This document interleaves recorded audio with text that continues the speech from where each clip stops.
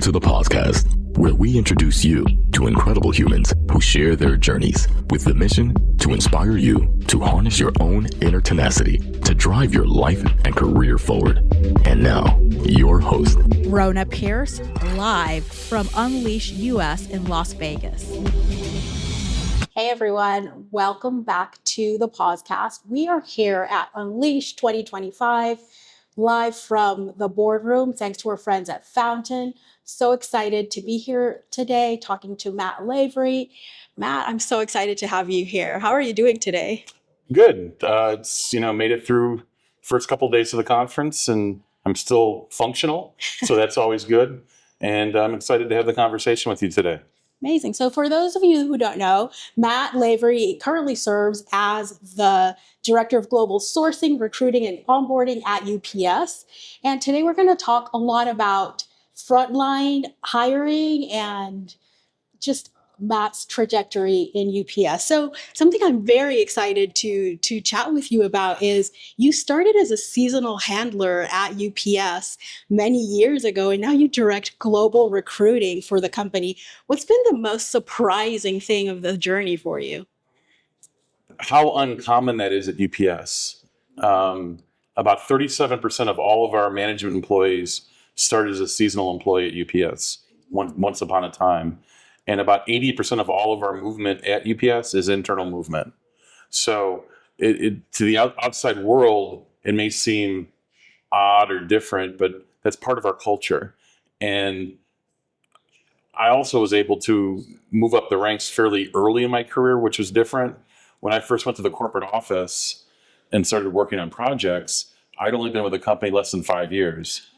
And now 23 years later, but back then, when I would go to meetings, one of the traditional UPS things around the table was where you started, how long you've been with the company.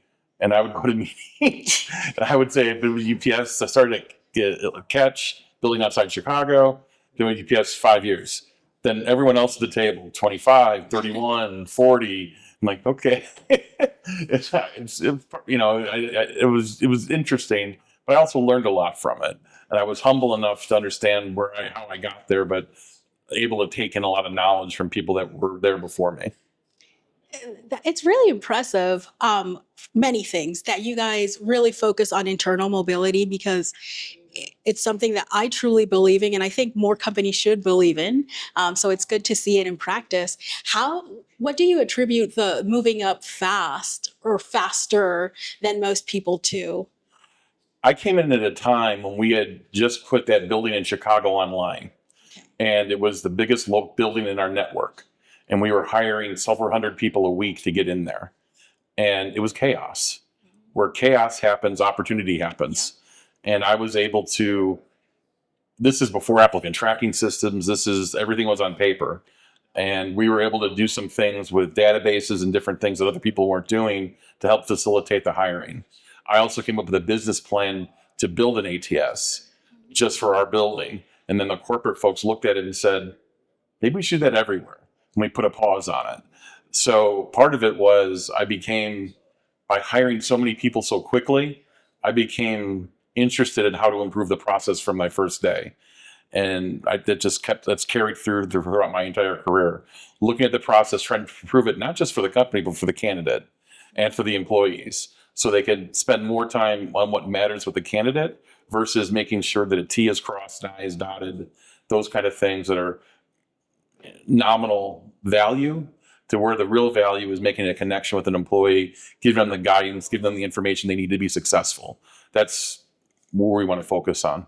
Yeah. So UPS hires around 200,000 people annually. How has AI and automation changed the landscape, especially at the scale that you guys handle? What we've been able to do with our partners Fountain, and even before them to some degree, much more easier than Fountain, is to hire a lot of people, but with fewer resources. So typically during our peak season period, October and November, we're going to hire about 150,000 people in 6 weeks. And the ability to screen all of those people effectively, schedule them effectively, and get them slotted in the right areas where the volume is, it's a lot. And we're able to utilize and predict where we're going to need help based on past practices. So the more years that we're in Fountain, the more predictable we'll be able to get in using the AI to even that extent. So it's not only just the automation and the movement of candidates in the process, it's the predictability that we're starting to get and we'll get even more use of as we put more data into the system. How do you stay ethical and compliant at the same time with the use of AI and automation? It's not easy, but it means you have to understand how the system works. So I've always been a person that I want to get into the guts of the system. I don't want to talk to the salespeople when a new vendor comes in. I'd like dismiss that. I want to talk to the engineers. I want to talk to the people that run it because they're going to tell me what I need to know because I want to understand how things are connected. I don't want to know you have an interface. I want to understand what data is going, how it's stored, where it's stored. Those kind of things matter. And especially because we're a global organization and we have to comply with GDPR and the EU regulations, California, New York, all the different pieces. This is something you can't relax on. Yeah. You have to be diligent with it, have schedules of doing internal audits, understanding how things work. Because in my space, if I didn't understand the guts of it, I wouldn't know what to go do or how to even tell my people how to go do it. So understanding how everything is connected by each system, each interface, each step of the process makes it easier for me at least to understand where the pitfalls could happen, where things could go awry, that if we're not checking it could, that it makes it easier to go find those things, validate they're not broken, make sure that things that we set up in place hadn't been changed.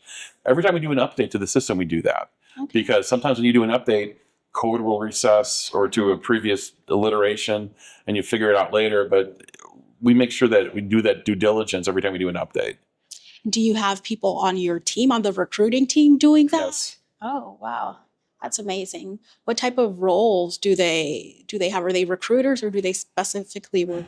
You see, that's the thing. I mean, I'm going to go off tangent a little bit, but everyone talks about how AI is going to take jobs and do different things.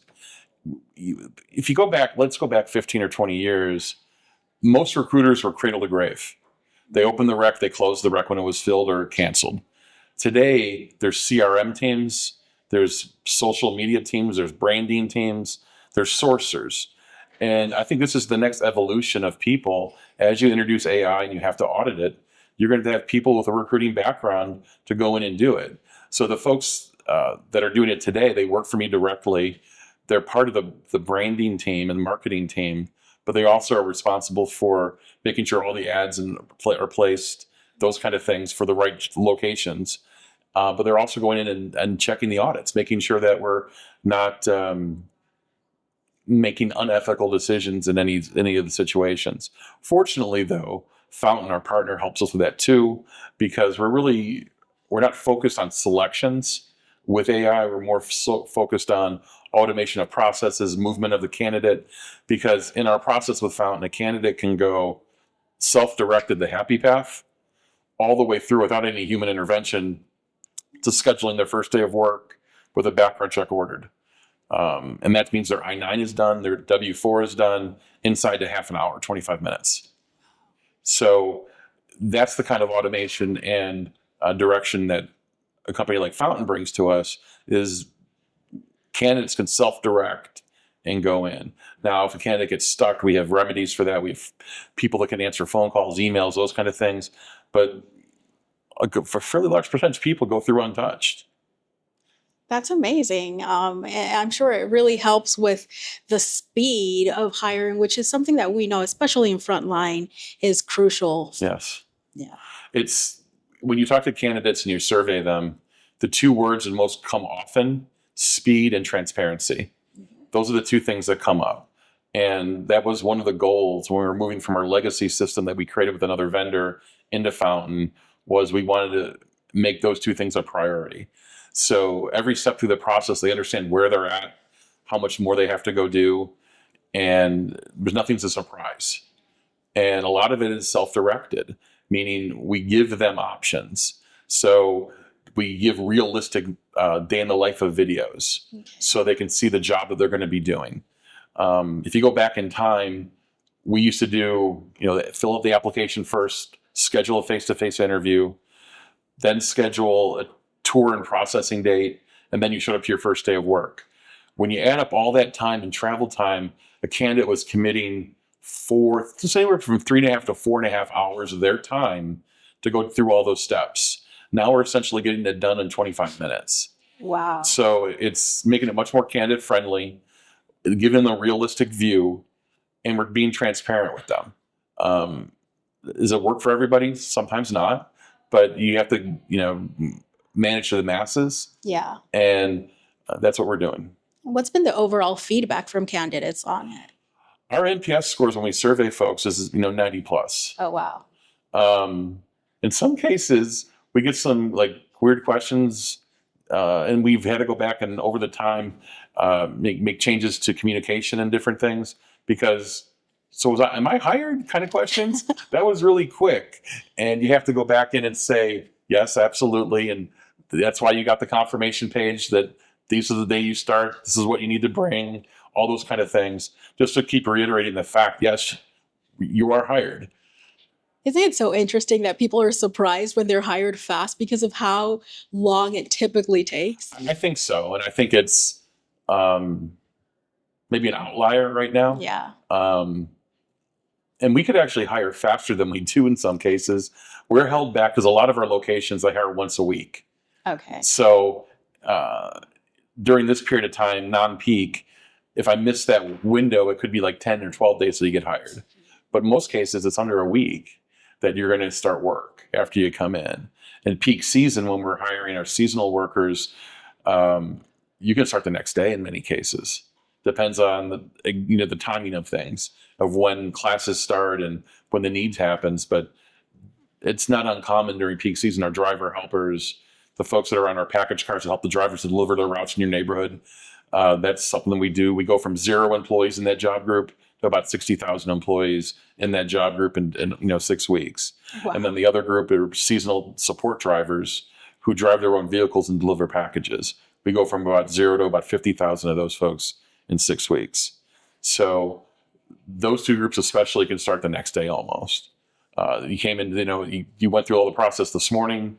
You're on the road delivering packages tomorrow at 9:00.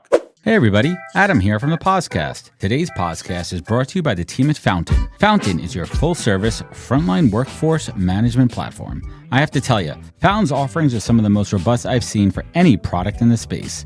They offer full solutions for hiring, managing, and retention. They are truly a one-stop shop focused on the frontline workforce. They also create informative content using their data. For example, they analyze a bunch of data from their fast food chains and created a trend report you could download now on their website. They also have a new ebook out called Frontline Voices. There's a lot to dive into. Certainly check it out. And you can learn more at fountain.com, linked in the show notes. Thank you. So cool. So let's switch gears a little and talk about internal mobility. How are you, I know you're doing a lot of it. How are you guys reimagining and supporting career progression? First off, let me try to explain. For those that don't know, UPS is a union company. For all of our union hourly, majority, all of our people that move packages, deliver packages are a union. So if I want to be a driver to deliver packages, you're probably going to start as a part-time employee and then bid into a job.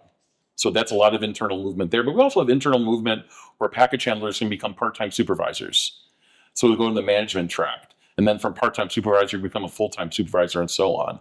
So what we try to do is educate as we hire people that there's opportunity and give them the different pathways they can go. So if you want to be a driver, our driver jobs are very coveted. Full compensation package is about between $150,000 and $160,000 after being with the company 4 years. It takes you about 4 years to get the top scale, which is about $45 an hour. The job has a pension. How many jobs have a pension today? Yeah.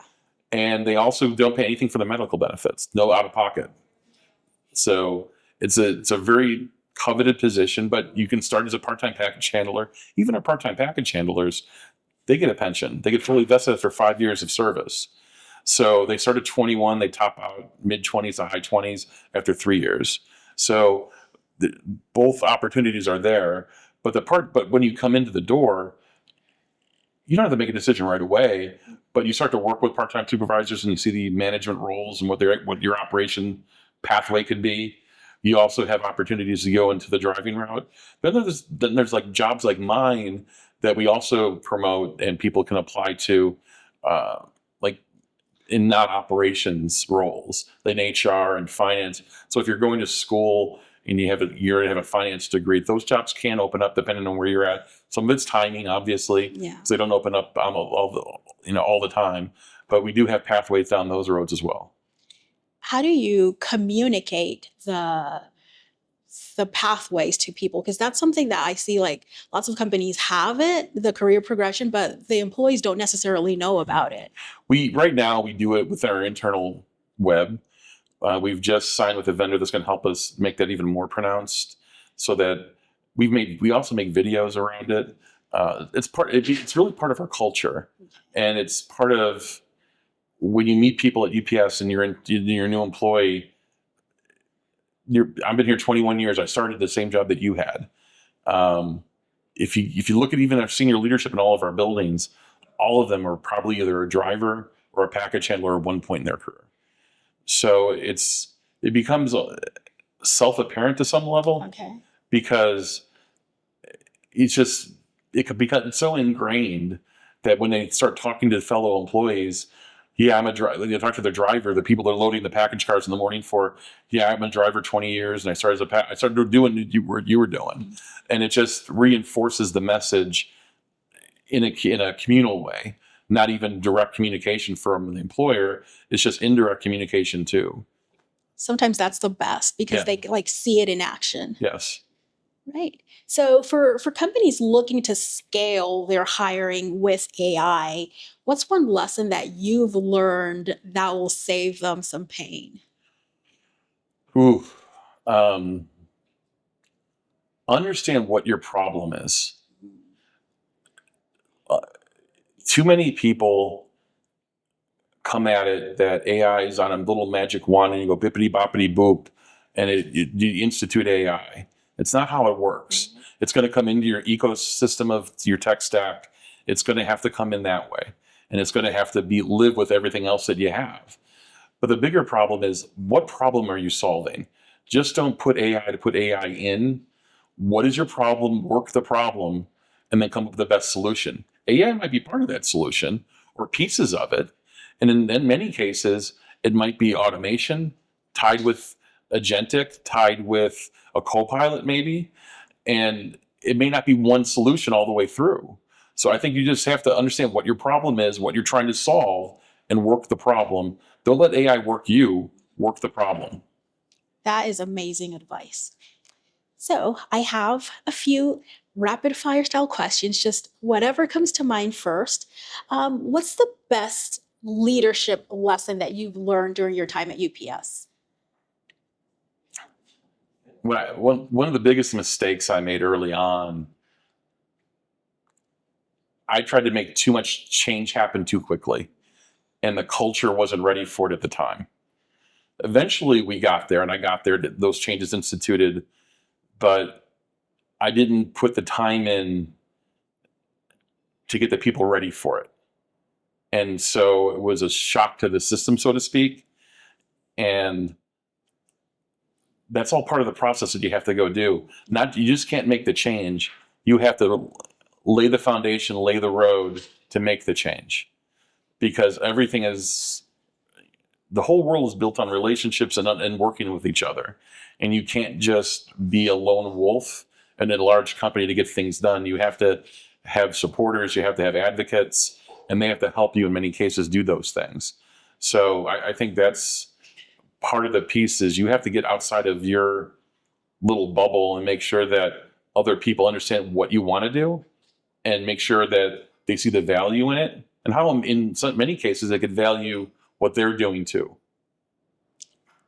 Such a great lesson, and one that I relate to as well. Doing change management, I think I learned early on the Cotter's model of change management. Like the first step is form a powerful coalition, like get people on board. Because if you do it, like you said, too fast, too quick, everyone's like, it's a shock. Even if it's the right decision, it shocks the system, and their first thing is to slow down or stop. And I think it's just a human reaction in some cases. Yeah, and it's an uphill battle after that. It is. So it's better to like get people on board and do it since the beginning. So another one, what's one hiring myth you wish people would let go of? Everybody thinks every applicant tracking system has all of these keywords that it uses to screen people out. No, it doesn't. It doesn't work that way. I got screened out. I didn't have the right words. No. Those knockout questions you answered? Probably that was more indicative of why you didn't move forward versus anything you had in your resume. So in some cases, some of the AI pieces are doing some of that, but I've been hearing that for like 20 years. And like, no, that's not how things work. I blame the resume writers. I think that's what they say to like sell their ATS-proof resumes. I can't wait till the day where we don't depend on resumes as much. I look forward to the day where it's like on a blockchain that you come in with all of your skills validated on your blockchain, all your history, and you just like upload it somehow, or I don't know, it's like a Star Wars or Star Trek kind of thing where you do the thing to the head with the Spock fingers or whatever, and you could just transfer it. And then everything is done, and you understand, because that's, I think, the next evolution is having your skills validated before you came, and the company having the job, not really job descriptions, but skills and tasks for the job and how they match. And that's I think where it's going to benefit the seekers as well as the company by getting those lined up earlier in the situation or the process. What's the proudest moment in your career? Honestly, when I was only with the company about 2.5 years, and we put up the project plan together to build our applicant tracking system because I surveyed all the tools out there. Because you got to realize, when you're talking about high volume hourly hiring, even today, most of the systems and processes aren't built for that. They're built for traditional professional hiring. 5 years ago, it was even more so. And I really looked at the landscape, anything with a rec-based system or no. Yeah. So we ended up building a business case, and we worked with some consultants, and we worked with some other vendors that we currently had, and we put it together, and we were going to just do it in one location. And we built a business case that worked for one location to do it. And then we went to the corporate office, the leadership there, they looked at it and said, no, we need to do this everywhere. And that was kind of validating the work that was put in, that they saw it and they immediately wanted to, push that everywhere. Yeah, without you like piloting it somewhere, because that's what people usually do. That's really great. So I've really enjoyed our conversation. Is there anything that you think listeners should know that I haven't asked you? There's always things, but the one thing I try and, talk about leadership for a second, that I think too many folks, they have their own opinion on what it is. For me, it's always providing clarity, trust to them of what I want from them, and then giving them the tools, empowering them to go do it.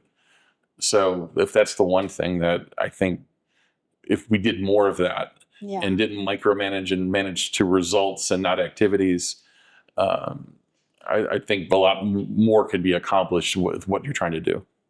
Great. So where can listeners connect with you? I'm on LinkedIn. Just find me, Matthew Lavery, UPS. Pretty easy to find that way. Amazing. Thank you so much for being on the pod today. Nice to meet you. Thank you for the time. Wisdom is forever, but for us, it's time to go. Thank you for joining us. Luckily, we'll be back with our next episode soon, jam-packed with more incredible humans. Thank you for listening, subscribing, and sharing. To join the conversation, search the POScast on LinkedIn. And to catch up on past episodes and more info, please visit www.theposcast.com.